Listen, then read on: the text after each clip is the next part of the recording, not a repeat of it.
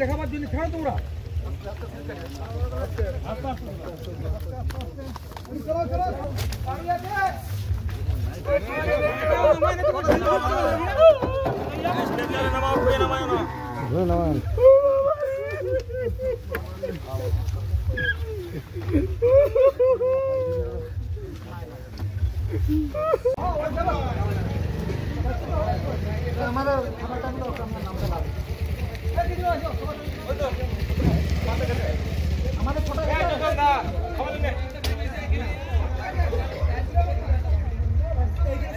Body পেলেন?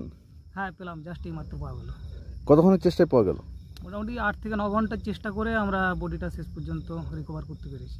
আর কতজন আপনারা কাজ করছিলেন, কোন দপ্তর থেকে? আমাদের সিভিল ডিফেন্স দপ্তর, সেটা বাঁকুড়া প্লাস খাতড়া দুজনে মিলে উদ্যোগ নিয়ে টোটাল টিম একসাথে 15 জনের। দিয়ে আপনারা কি খবর পেয়ে এসেছিলেন এখানে? আমরা খবর পেয়েছিলাম যে কোনো একজন মানে এই ক্যানেলের মধ্যে পড়ে যান, কংসাবতী যে ক্যানেল গেছে মুকুটমণিপুর থেকে, যেটা ক্যানেল খাতড়া পথ দিয়ে গেছে, ওখানে কোনো একজন পড়ে যান। তো সেই হিসাবে আমরা চলে আসি, সাথে সাথে টিম মেম্বার পৌঁছে যায়।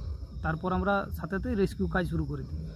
তো কতটা দূরে বডিটা পাওয়া গেল যেখানে ঘটনা ঘটেছিল? বডিটা ওই যেখানে পড়েছিল তার থেকে প্লাস 300 মিটার এরকম। কীরকম অবস্থায় ছিল বডিটা? বডিটা একদম নিচে বসেছিল, বডি ওঠেনি, একদম প্রায় ওই কিছু গাছপালা ছিল তার মধ্যে ফেঁসেছিল।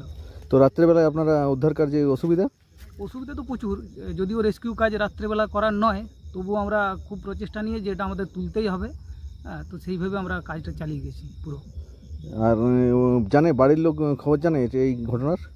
ওনার বাড়ির লোক জানে, আমরা যতদূর জেনেছি যে ওনার বাড়ির লোক এসেছিল। তো তারপর ওনারা এই সামনাসামনি কোথাও ছিলেন, হয়তো এখনও হয়তো কোথাও আছেন। ঠিক, আপনার নাম? আমার নাম হচ্ছে অভয় কুমার পাত্র, সিভিল ডিফেন্স, খাতড়া, বাঁকুড়া।